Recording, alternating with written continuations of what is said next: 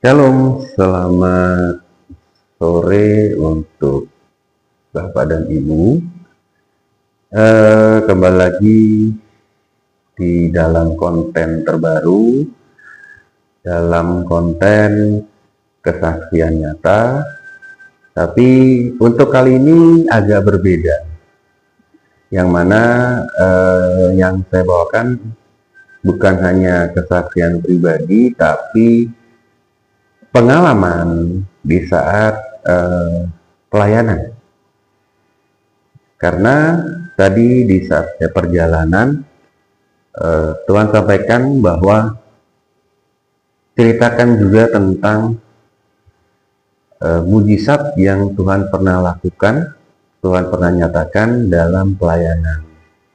Dan dalam kesempatan hari ini, saya membagikan satu mujizat yang Tuhan berikan dalam satu pelayanan yang Tuhan berikan juga saat itu. Dari sekian pelayanan, terlalu banyak mujizat yang Tuhan telah nyatakan. Nah, dalam konteks hari ini, saya membagikan yang mana kuasa santet itu bisa tumbang asal kita punya iman.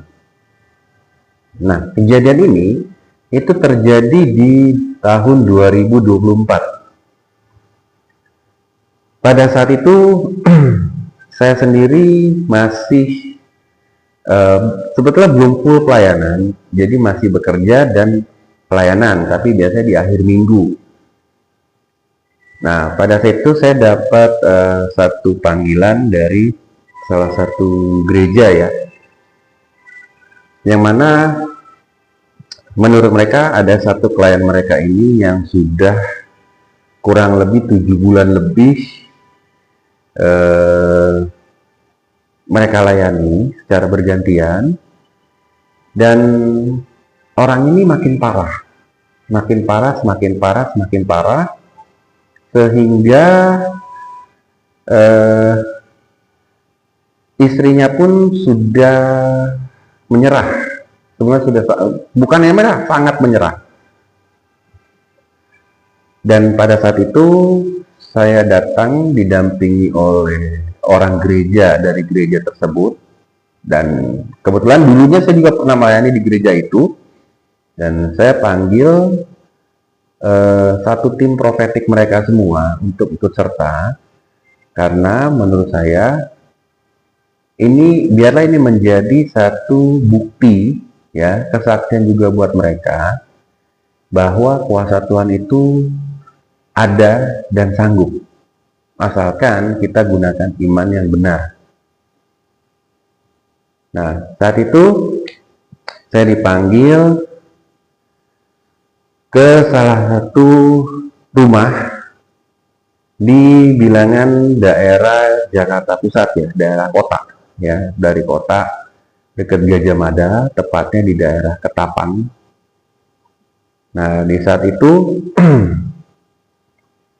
saya dipertemukan oleh sebuah keluarga ya, jadi istri, 2 anak, dan bapaknya ini yang terkena santet. Dan setelah saya korek informasi dari istrinya, bapak ini sudah 7 tahun seperti ini ya, 7 tahun gitu, dan itu bukan waktu yang singkat ya, 7 tahun. Dan dalam saat itu saya lihat kondisi bapak ini ya, itu sudah ya mau bilang abnormal ya enggak, ya memang abnormal ya. Jadi dia tidak mau pakai baju, hanya pakai celana pendek. Selama 7 tahun dia begitu terus, tidak mau pakai baju atasan ya, jadi tidak mau pakai baju. Kemudian rambutnya sudah panjang, janggutnya juga sudah lumayan. Dan yang paling takjub lagi, selama 7 tahun dia tidak pernah mandi, dan selama 7 tahun tidak pernah BAB. Nah, ini sesuatu yang ganjil, sangat ganjil. Sudah banyak dokter yang dikunjungi menyerah, bahkan istrinya ini menunjukkan ke saya list orang-orang yang pernah berkunjung, itu sudah semua agama yang dia panggil. Jadi karena ibu ini punya satu keputusasaan, jadi prinsipnya siapa yang bisa nyembuhin deh, gitu. Sedangkan ibu ini dari bukan seiman, ya, bukan seorang Kristen. Tapi saya bilang kepada ibu ini, Bu, kalau ibu percaya, ya, asal ibu percaya,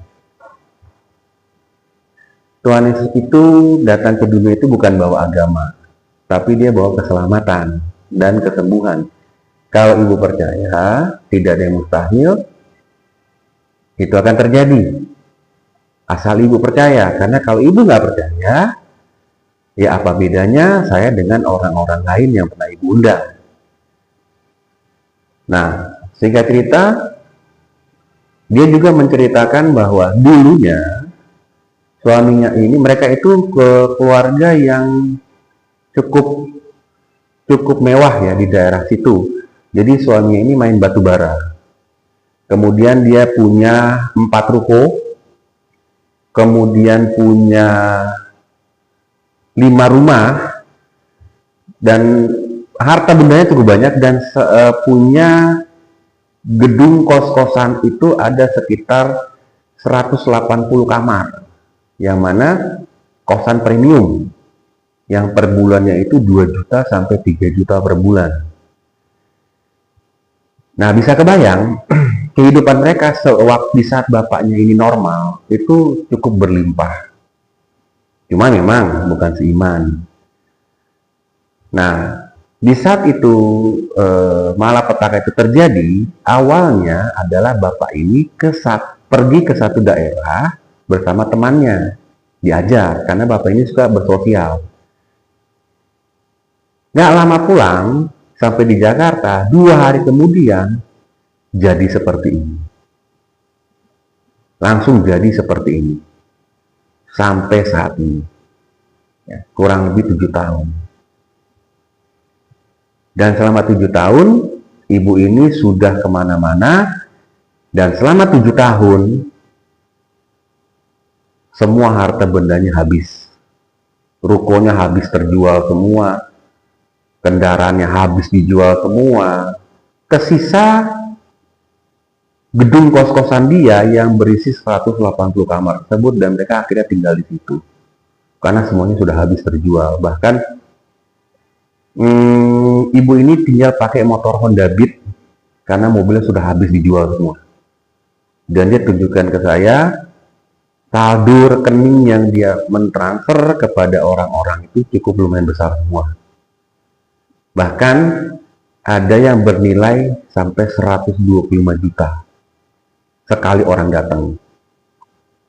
Nah, saya melihat itu semua cukup miris. Tapi di samping itu saya melihat sebuah kegigihan daripada seorang istri yang mau menyelamatkan suaminya. Meskipun saat itu dia berkata bahwa bapak ini saya udah nggak tahu orang keberapa karena udah terlalu banyak orang. Tapi saya masih punya sedikit harapan supaya suami saya kembali normal seperti sedia kala. Karena juga ya yang tahu cari duit cuma dia, Pak. Gitu. Jadi ya semenjak 7 tahun ya hancur berantakan. Kita semuanya hancur berantakan, bisnis hancur semua. Dan saat itu saya bilang, panggil anak-anak, kita berdoa. Dan di saat itu saya juga panggil yang tim doa yang dari gereja tersebut. Kita berdoa sama-sama. Dan saya bilang ke ibu dan anak-anaknya, saya bilang, peluk ayahmu, peluk suamimu, dan berdoa, ikuti apa yang saya bilang. jangan yang Anda mau. Oh ya, dia bilang siap.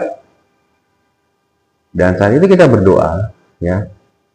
Kita semua berdoa, dan saya bilang ke mereka, di saat kamu ucapkan, kalau perlu berteriak, karena Tuhan ingin orang yang sungguh-sungguh. Dan saat itu benar. Mereka berteriak sesuai apa yang saya sebutkan. Dan mereka mulai berteriak, Tuhan Yesus, tolong kami, sembuhkan ayah kami, sembuhkan suami saya.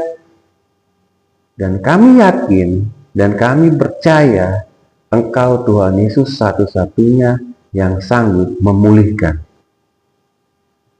Nah, dari sepenggal doa itu yang mereka teriakkan dengan sungguh-sungguh, sampai saya melihat istrinya itu menangis, anaknya juga ikut menangis, ya.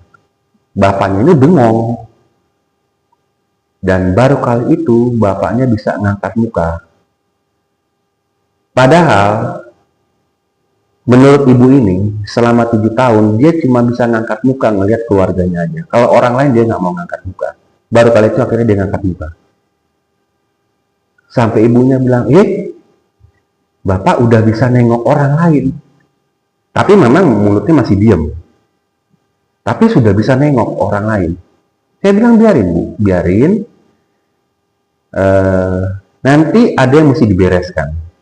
Nah, singkat cerita, kita keluar dari ruangan itu, saya bilang ke ibu itu, biarkan Bapak tenang, dia masih bingung.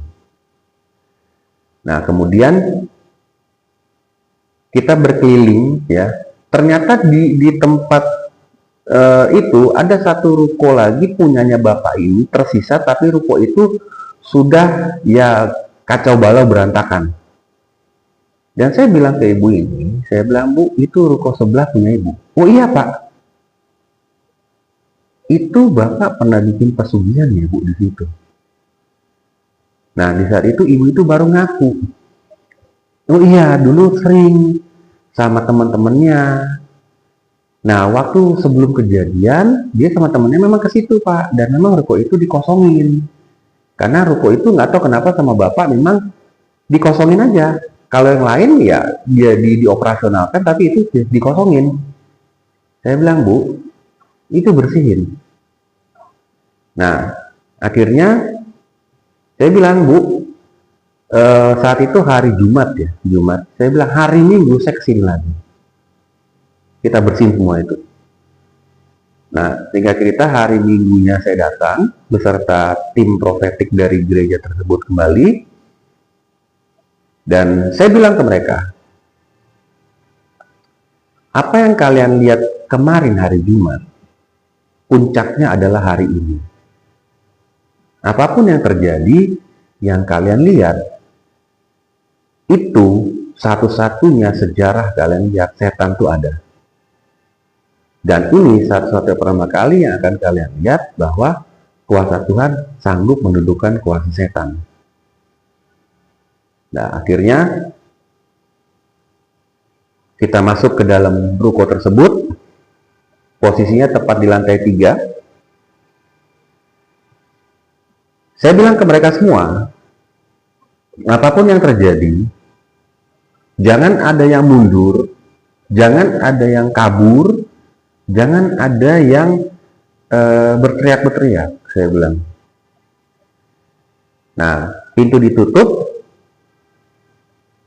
Di saat itu saya berdoa dengan Tuhan, apa yang harus saya lakukan. Dan Tuhan bicara di telinga saya bahwa ada satu pot bunga situ bakar. Akhirnya pot bunga itu diambil, ditaruh di tengah. Ketika pot bunga itu dibakar, ini pot bunga ada tanahnya, tapi nggak ada bunganya. Itu seketika menyala. Semua kaget. Kan logikanya, kalau api menyala itu harusnya ada bensin atau tanah, minyak tanah. Ini nggak ada minyak tanahnya, tiba-tiba menyala. Semua kaget. Di saat itu satu ruangan kaget, menyala dengan kobaran langsung besar. Dan mereka langsung panik karena mereka tahu takut kebakaran kan ruko itu. Karena ini dalam ruko, benar-benar dalam ruko. Saya bilang jangan ada yang lari.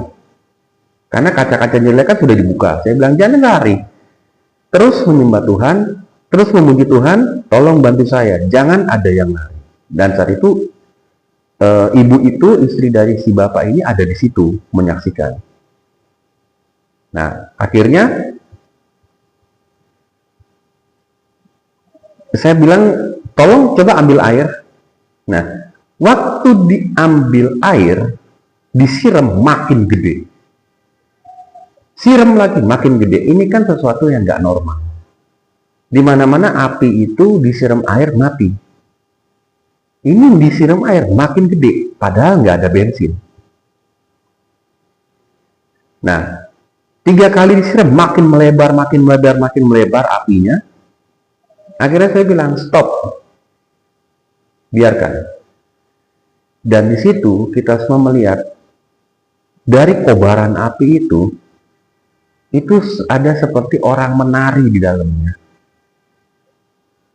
Nah, seperti orang menari, makin lama kobarannya makin kecil, dan akhirnya mati sendiri api. Itu disaksikan oleh ibu itu dan satu tim doa. Di saat api itu padam, tiba-tiba terdengar suara seperti orang tertawa, tapi keluar. Seperti orang tertawa, tapi dia keluar, langsung keluar. Ya, entah dia keluar ke pintu, mungkin dia keluar.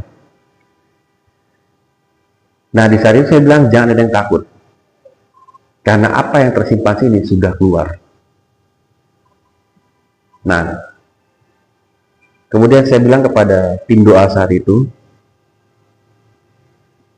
kita berdoa, kita doakan ruko ini sekali lagi. Saat itu kita berdoa, dan saya bilang, Tuhan, apapun yang terjadi, ini sekehendak dan seizin-Mu. Kalau Engkau berkehendak, Engkau kembalikan daripada sukma dari Bapak Basuki, dan Engkau buat ruko ini beroperasi sebagaimana mestinya. Nah, setelah itu kami turun dan saya bilang ke ibu ini, Bu, ada 3 lukisan yang ada isinya. Dia kaget dan saya tunjuk. Kebetulan bapak ini pencinta seni, jadi dia kalau kemana-mana selalu beli benda-benda seni. Dan waktu saya tunjuk ada 3 lukisan, ibu itu berkata, ini dari Bali, Pak. Dia beli cukup mahal. Tapi memang setiap orang yang lewat di depan lukisan ini pasti merinding. Saya pun merinding. Saya bilang copot. Nah, akhirnya dicopot. Kita keluarkan dari tempat itu. Dan saya bilang ke ibu ini, Bu, lakukan terus apa yang kita lakukan hari Jumat. Berdoa, sebut nama Tuhan Yesus. Sebut berulang kali. Karena hanya Dia yang sanggup melakukan pemulihan. Dan ibu itu berkata, iya Pak, saya mau lakukan. Dan saya bilang ke dia, di saat ibu berdoa dengan sungguh-sungguh. Jangan dengan keterpaksaan. Memang kita religinya berbeda. Tapi biar ibu tahu bahwa hanya Tuhan Yesus yang sanggup melakukan. Oh iya. Setelah itu kita pulang, kita berpisah semua. Dan saya nggak tahu kabarnya lagi. Karena memang kalau pelayanan setelah itu ya sudah. Saya tidak mau telepon atau apa enggak. Itu kejadiannya di bulan Agustus 2024. Di Oktober 2024, mendekati akhir, saya dapat WA. Saya dapat WA dari ibu itu, isi WA-nya cukup singkat. Pak, mau kasih info bahwa Pak Bursuki sekarang sudah pulih. Saya kaget saat itu. Saya kasih lihat WA tersebut kepada istri saya. Kita kaget dan saya telepon ke tim gereja, tim profetik gereja yang memang mereka kan lebih dulu mengenal keluarga ini ya ketimbang saya. Dan mereka bilang iya, udah sembuh Pak. Saya bilang kok kalian nggak kasih tahu saya? Lupa, ternyata udah dari minggu lalu. Dan pikir mereka cerita ya Pak Bas itu udah normal kembali. Bahkan ya normal seperti normalnya orang, rambutnya sudah potong, sudah mandi semua, dan ya sekarang sudah mulai berbisnis lagi. Dan saya bilang ke mereka, jadikan ini pengalaman buat kalian bahwa menghadapi apapun, setan atau apapun, pakai iman yang benar. Karena cuma iman yang bisa mengalahkan semua itu, dan iman yang benar adalah iman kepada Tuhan Yesus, bukan kepada yang lain. Dan di saat kalian melakukan pelayanan seperti itu, lakukan yang benar. Nah, semenjak saat itu, saya mendengar dia makin membaik. Dan saya bilang ke istri saya bahwa puji Tuhan, Tuhan melakukan pemulihan di saat orang tersebut berteriak, memanggil nama Tuhan, dan nyata hanya di dalam nama Tuhan Yesus semua dapat terjadi. Mau pemulihan, mau kesembuhan, mau apapun yang buat manusia itu tidak mungkin. Bahkan dalam kurun waktu 7 tahun, banyak orang berkata masukin aja di rumah sakit jiwa. Karena orang itu nggak akan mungkin sembuh lagi. Di mata manusia itu nggak akan sembuh. Memang nggak akan sembuh. Tapi tidak ada yang mustahil di mata Tuhan. Banyak kisah di Alkitab yang menyatakan apa yang nggak mustahil, yang mustahil di mata Tuhan, tidak ada yang mustahil di mata Tuhan. Ada satu kisah, saya diingatkan, ada 3 tapi saya bagikan 1. Yang berhubungan dengan kesaksian nyata pelayanan yang pernah saya lakukan. Ada kisah dalam Alkitab. Seseorang yang Tuhan pakai dari yang tidak mampu, Tuhan berikan suatu kekuatan yang luar biasa. Orang ini tidak pernah dikenal. Bahkan namanya hanya disebut 1 kali. Ya, namanya itu hanya disebut 1 kali di dalam Alkitab. Tapi dari nama tersebut kita bisa tahu bahwa Tuhan kalau beracara tidak pandang bulu. Mau itu orang yang seperti bagaimanapun, Tuhan bisa pakai.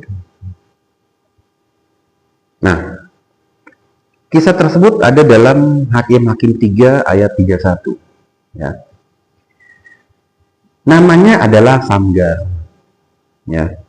Sesudah dia bangkitlah Samgar bin Anat, dan ia menewaskan orang Filistin dengan tongkat penghalau lembu, 600 orang banyaknya. Demikianlah ia juga menyelamatkan orang Israel. Dikatakan di dalam ayat tadi, Samgar ini hanya orang biasa, bukan hamba Tuhan, bukan rasul, bukan nabi, bukan petarung, bukan prajurit. Dia tidak mengenakan baju zirah, dia tidak mengenakan tombak, dia tidak mengenakan pedang, dia hanya pakai tongkat lembu. Berarti kan dia petani ataupun peternak. Bisa dibayangkan ya? Tapi Tuhan pakai dia untuk menumpas 600 orang Filistin. Masuk akal nggak? Nggak masuk akal. Secara manusia nggak masuk akal. Dulu kalau kita lihat film-film kungfu, Jackie Chan atau apa, itu kalau berkelahi 10-20 tumbang, ya dalam film. Aslinya 1 lawan 2 lawan 3 game. Tapi ini 1 lawan 600. Ini kekuatan malaikat, kekuatan Tuhan langsung. Kalau bukan karena Tuhan, nggak sanggup. Apalagi tongkat lembu melawan lembing, tombak, perisai, baju zirah, dan pedang. Nggak mungkin. Tapi dari ayat ini, Tuhan menunjukkan bahwa kedaulatan Tuhan, kalau Tuhan berkehendak, terjadi. Mau lawan seberat apapun, sekeras apapun, sebanyak apapun, kalau Tuhan izinkan kemenangan, kita pasti menang. Sama seperti kesaksian pelayanan saya tadi, yang mana menurut takaran manusia nggak mungkin. Udah masukkan aja rumah sakit jiwa, selesai urusan. Kalau dia dibawa ke rumah sakit jiwa sampai akhir hayat, gila terus. Tapi Tuhan tidak izinkan itu terjadi. Tuhan izinkan kuasa Tuhan terjadi, pemulihan, kesembuhan, agar satu keluarga orang ini melihat bahwa Tuhan yang hidup itu adalah Tuhan Yesus yang sanggup memulihkan. Itu adalah maksud daripada Tuhan sendiri. Makanya yang tidak mungkin di mata manusia menjadi mungkin di mata Tuhan. Nah, itulah yang harus kita pegang mulai saat ini. Apapun yang kita hadapin, itu nggak mungkin di mata manusia, di mata kita sendiri itu nggak mungkin. Tapi ingat, kita masih punya Tuhan yang hidup. Di saat kita berteriak, dia sanggup melakukan pemulihan. Bahkan di saat pemulihan itu terjadi, mujizat itu terjadi, yang tidak pernah masuk nalar manusia, itu terjadi. Dan biarlah kesaksian ini menjadi bukti nyata bagi kita semua, bagi Bapak Ibu yang sudah menonton, bahwa pertolongan kita datangnya hanya dari Tuhan. Tuhan siapa? Dialah Tuhan Yesus yang telah mati di kayu salib dan bangkit untuk kita. Dan dia datang ke dunia ini, dia tidak membawa agama, tapi dia membawa keselamatan dan pemulihan bagi mereka yang mau menerima dan menyerukan namanya. Shalom dan selamat malam. Sampai bertemu di konten yang berikutnya. Tuhan Yesus memberkati.